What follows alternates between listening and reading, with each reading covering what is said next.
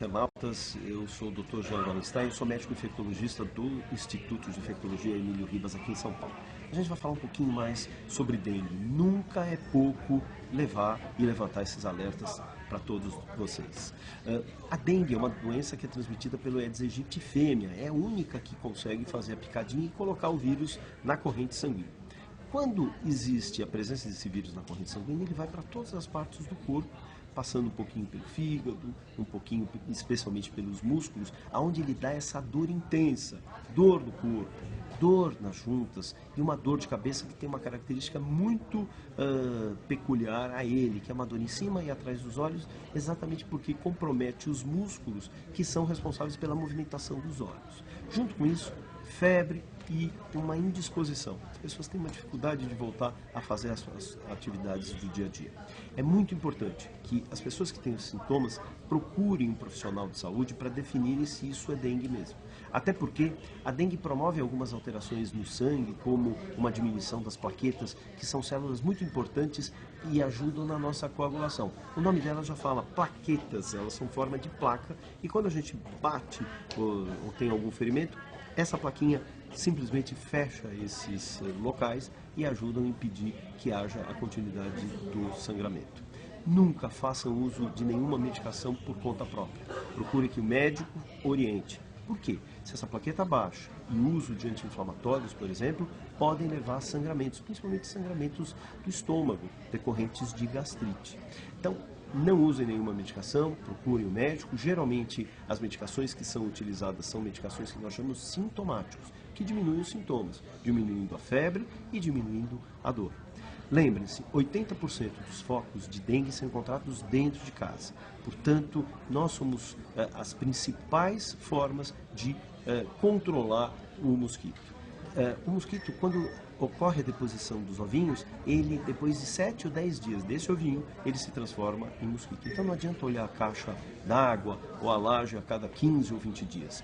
Toda semana você tem que fazer isso. Olhe o seu jardim, olhe a sua telha, olhe a sua calha, olhe o seu vizinho, ajude a comunidade. Nós somos o principal ponto de controle para isso. Conto com você. Um grande abraço.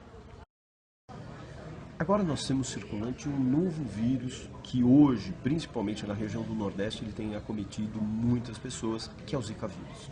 O Zika vírus ele usa a mesma forma de transporte que a gente chama do vetor, que é o mosquitinho do Aedes aegypti, que é o mesmo do chikungunya, da dengue, da febre amarela, e agora ele também transporta o Zika. Portanto, os sintomas, eles são mais brandos, normalmente eles são mais brandos do que a dengue. Ele leva um pouquinho de dor no corpo, um pouquinho de dor nas juntas, manchas vermelhas pelo corpo, mas uma característica que é interessante é que essas manchas vermelhas coçam. A maioria dos pacientes falam, puxa vida, me coça muito todo o corpo.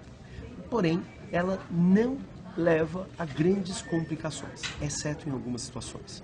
Pessoas que têm a sua imunidade diminuída, seja aquelas que tomam medicações, corticoide ou tratamentos de imunoterapia, que são medicações que diminuem a imunidade, essas sim podem ter uma quantidade de vírus mais importante e esse vírus fica muito à vontade para causar problemas muitas vezes mais graves. Porém, o que a gente tem visto é que as grávidas são as grandes pacientes com risco de terem complicações. Por quê? Porque quando esse vírus passa a estar na corrente sanguínea, ele passa pelos vasinhos da placenta e vão atingir o nenê. E quando ele atinge o nenê, ele, por algum motivo, ele atinge o cérebro. E no cérebro ele promove algumas alterações que podem causar uma diminuição do desenvolvimento do cérebro, que nós chamamos de microcefalia, ou seja, o cérebro fica muito pequeno e o pior do que pequeno, ele tem alguns danos, algumas alterações que podem levar com que essa criança ao nascer tenha um retardo do seu desenvolvimento físico, neurológico, motor, de muitas vezes não conseguir mexer alguns músculos. Portanto, a única forma que nós temos hoje de prevenir tudo isso é através da prevenção da quantidade de mosquitos. Nós todos somos extremamente importantes para cuidar dos focos que acontecem na maioria das vezes dentro da própria casa.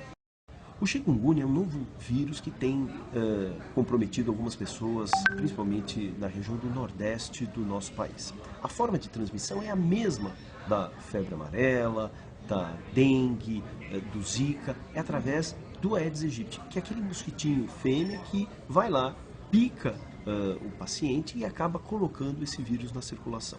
Ele é muito mais brando do que a dengue no que tange a dor muscular. Então ele não dói tanto o músculo, passa um vermelhinho no corpo, umas manchas vermelhas no corpo, a temperatura pode chegar a 37,5, 38, portanto não temperaturas tão altas, mas o que chama atenção, dores nas juntas muito importantes. Então as dores articulares, elas podem ser tão importantes que podem demorar semanas para melhorar. Portanto, você que tem esses sintomas, procure um médico o mais breve possível, para que ele possa não só fazer o diagnóstico, como também iniciar uma medicação o mais breve possível. A única forma que nós temos de controlar esse vírus é através do controle do mosquito. Portanto, nós temos obrigação de cuidar da nossa casa, do nosso telhado, da nossa laje e olhar assim os nossos vizinhos para saber se eles também estão fazendo direitinho a lição de casa. O papel do controle dessas infecções também está na nossa mão. Conto com vocês. Um abraço.